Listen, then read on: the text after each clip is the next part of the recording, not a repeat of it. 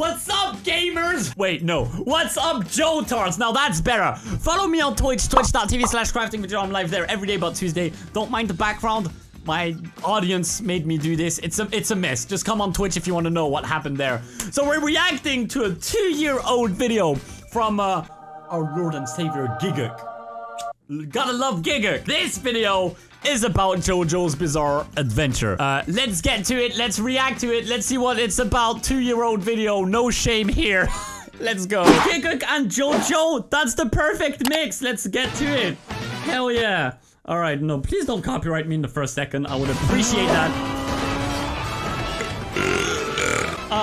JoJo. Shit, boy, is this a motherfucking JoJo's reference? No. Yes, if you've hung around this community for any extended period of time, or sometimes even if you haven't, you would have definitely come across someone or something that would have exposed you to the weird and wonderful world of JoJo's Bizarre Adventure. Oh, it's bold, yeah. it's brash, and to any outsider, it probably makes absolutely no fucking sense. But for whatever reason, JoJo seems to have become one of the most loved franchises in this modern anime era. And if you're an active part of this anime community, there is no running away from it. It's rare to see a franchise so unanimously shrouded in love with such a wide cultural reach in our community, fueled by a fan base so eager and passionate to share it. Which begs passionate the question, is one word for why it. do people seem to bloody That's love JoJo one word so for much? it. I have multiple others as well. Modern anime culture so deeply, using its arsenal of countless memes, passionate fans, and weird poses to get where it is today. Especially considering it's over 25 years old now. So join me as I take a closer look at the bizarre world of JoJo's and its popularity in my attempt to understand. Holy shit, guys! He said stand. Was that a fucking JoJo's reference? There you go. That's a good representation of the. That's a good representation of the community. The lights JoJo's is surrounded in and the passion of its fandom, you could easily assume that couldn't this all just be because the series is really good? Not only. Which it is. The passion and care put into the new adaptation by David Productions can plainly be seen, and it's definitely deserving of the positive reception it's gotten critically. Yes. Scuffed Andy, I will actually suck your dick. Okay. I will bite your dick off. Fuck you, you're giving work to my editor. It's not worth it for one. I'll disable donations for under 5. But I have a lot of positive things to say about JoJo's, some of which I've been saying far before the new adaptation came to be, but it's something that many other people have already been able to dissect, so I won't be doing so here. Simply put though, it's a completely unique and fascinating experience when compared to your average shonen action series. When someone's done watching the 4 parts currently adapted and feel like they need to watch something similar, there's nothing you can really do beyond just consuming more JoJo's in other mediums. And it's amazing to think that the story plot of the 80s still feels fresher than most contemporary anime, and there has never been anything quite like it. However, viewing it through a critical lens, it has a good number of flaws, which is inevitable coming from a franchise started in the 80s. The only flaw but these are hardly is your dick. Or even Fuck, I'm just kidding.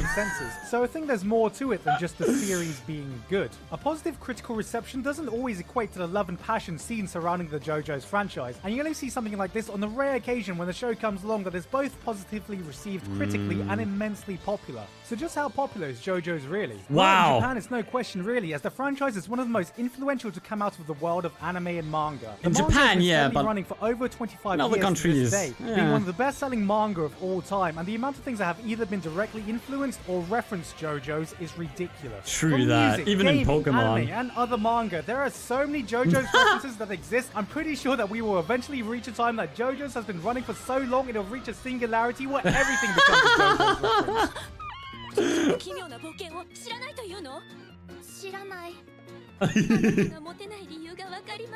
But while its popularity and influence in Japan makes sense. Understated, it hasn't had the easiest time gaining traction outside of that. So from now on, when I refer to JoJo's popularity, I am talking about it from a perspective outside of Japan. And here in the West, JoJo had an obscure cult following at best for the longest time. With only a short OVA series, subpar scanlations, and out-of-print volumes of Part 3 alone to draw people in, it was a far cry from the spread it has now. It's only really gained popularity since David Productions started giving it the long overdue anime adaptation it thoroughly deserve. But considering how vocal the fan base is and how often we see JoJo's memes and references floating around in our community, you'd think that JoJo's was close to mainstream success. But while trying to look for actual numbers to back this up, whether it be its popularity on MAL, view data on streaming sites, or activity and upvotes gains on Reddit, I was hard-pressed to find any concrete data to point at JoJo's being any more popular than the standard hot anime to come out per season, often being beaten out by a few shows in it. So why does it seem like the cultural reach of this franchise goes much further than any of these other shows?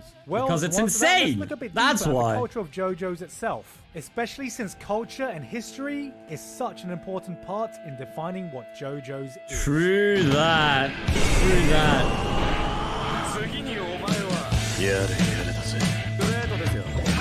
JoJo's Bizarre Adventure is an epic saga spanning generations, but one of the reasons it's been able to survive for as long as it has is because every part in JoJo's is so unique and diverse. For those unaware, the story is separated into parts, with every part starring a new member of the JoStar lineage that differs in cast, setting, tone, and sometimes genre, all brimming with their own pop culture influences and references. Fucking hate Iggy.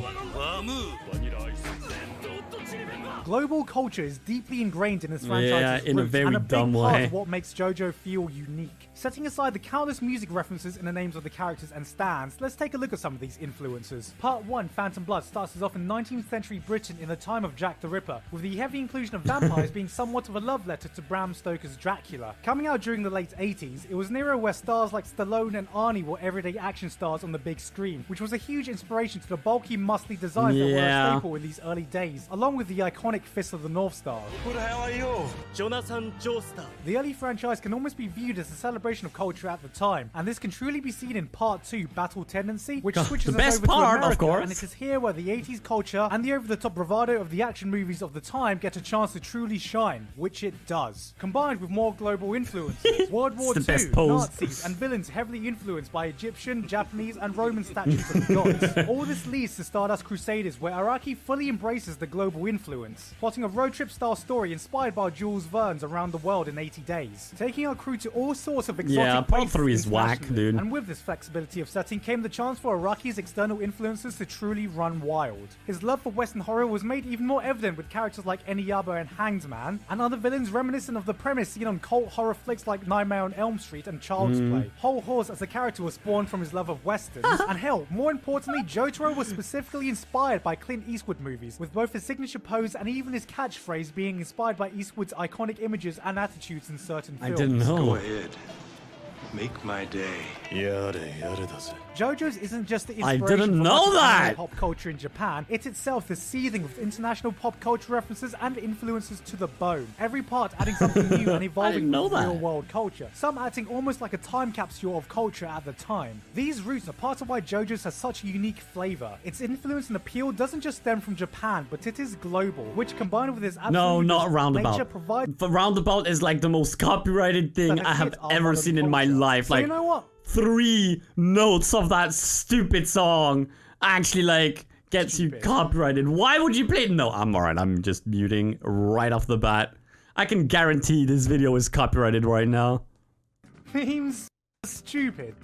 Please. Are funny. Please. Please. Oh, are a massive part of our modern culture. Memes, I shove memes up my ass, dude. If you're part of any social media platform, then you are likely to see them every day. Why is he using it as background music? He's insane! And though I'm not sure anyone can properly Young Gigguk is insane! The best definition I've found is an idea, behavior, or style that spreads from person to person. He's absolutely nuts! I'm not sure how accurately it can be used to describe every way the term meme, stupid macro images has become an integral part of modern culture. As much I guess this video is gonna get copyrighted. We shouldn't dismiss the power of them. Careers have been started and ended overnight because of them. Amazing things can be achieved with it. And let's not forget that many believe Why is this unlisted, you piece of shit? Why did you unlist that, you motherfucker? I mean, I unlisted mine, so I can't really, blame him, you know. Power of office in the world. A catchy meme can spread awareness within a community like wildfire, and this is no different for the anime community. Think about how many of your own first exposures to an anime have been through a random GIF or macro image on Twitter and Facebook. Now, with this in mind, what idea, behavior, or style from the JoJo's franchise can we take and easily spread within a culture? The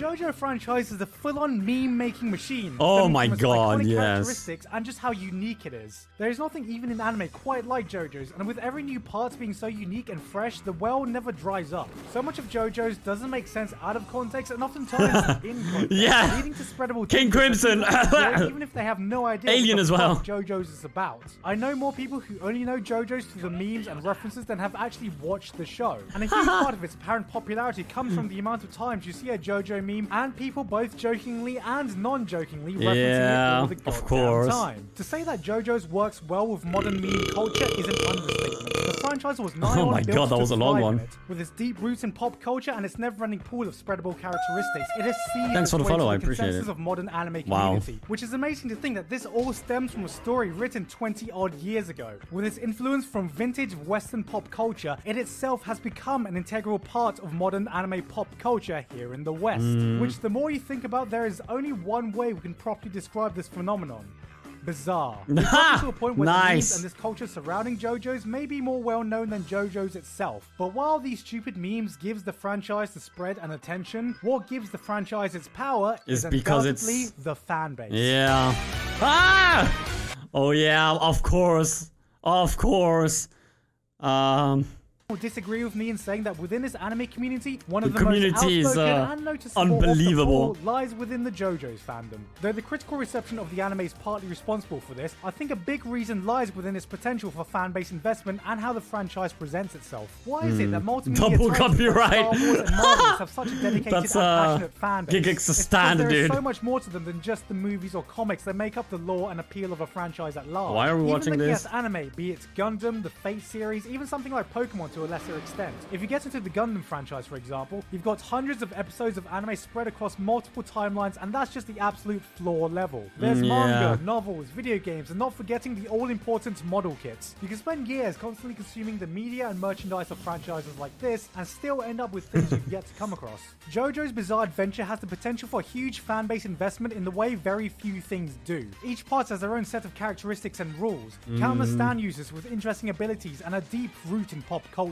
Hell, how many JoJo's fans out there have decided to start listening to a band or song that's interesting. There was a stand user named probably a lot. Guys, make yourself known in the comments. Recent adaptations have gone on to read all of the 20+ years worth of manga. All this done under the flagship of an anime series that is obviously being handled with much passion and love, who are most likely fans themselves. There is so much of this franchise to explore and latch onto, but with the way the franchise presents itself, there is no such thing as just casually being a JoJo's fan. Part of being a JoJo's fan is embracing the top bravado that the series relishes in, surrendering yourself to its eccentricities to become a part of it, which is no doubt why the JoJo's fandom is one of the most passionate, outspoken, and eccentric fandoms in anime. So much so that the idea of referencing JoJo at any given opportunity has become a meme itself. And to that end, passionately loving JoJo's and expressing that loudly has become a part of this culture. What? At the end of the day, there is no simple way to describe this strange enigma that is the JoJo's franchise. For a 25-plus-year-old franchise to seemingly mesh so perfectly with the spreadable meme culture of today in itself is strange. But I think what's even more amazing is that for as long as it has been running, there has never been anything quite like it. It's a unique entity brimming with pop culture, global appeal, and various other influences while being able to stand on its own without any of that. It's a highly entertaining romp that stands up, shouts. You don't need to tell me. I wonder how many people started watching JoJo because of this video. The fandom cultivated out how many people started JoJo because of me? Culture around it that seemingly has this bizarre mind of its own, much like the show itself. Whatever it is, JoJo's probably a lot as well. Kind of weird place. Outside of its obvious influence and popularity, a lot, Sam. Yeah, that's what I was thinking. Dedicated fans here, where the culture surrounding the franchise may actually be better known than the franchise itself. It's in this space just below mainstream success, but still instantly because of you. Oh well, there you go. Spend a decent amount of time in the anime fandom, and I think because it's in the sweet spot that you rarely see anything negative about it. It has enough critical backing. It doesn't have that much negative, really. For its unique culture to spread, but just enough popularity. Honestly, that it doesn't tip it over the breaking point, which is why this franchise is so loved thing that you can't do nothing wrong. Read it the same way. Out of context JoJo GIF or millions of comments referencing it, or a group of people doing weird ass poses, remember that weirdly enough, that has become part of what JoJo's is about. Of course. And as much as I try to describe it, there is no way to fully comprehend it unless you venture into the world yourself. Now we can agree on that. It's not just the poses, it's not just the memes, the loud fan base, I like the poses. The works of enemy stands, the beautiful Dwangs, the mostly young Araki, the never-ending manga, the Dios, the Waldo, the references, the pop culture, all the great anime. It's just JoJo's. There you go. I can get behind that. Oh, yo, don't put me some Kira Queen, I don't want to die. Anyways, I don't know why I still have the feeling that I've maybe watched it. Imagine if I'm reacting to something that I've reacted to in the past. Now that's funny. Now that would be funny. Right, guys? Totally never did that mistake before. Anyways, yeah, follow me on Twitch or whatever. Oh. Hi there! This is my outro. So, click on, this video. Yeah? Cool.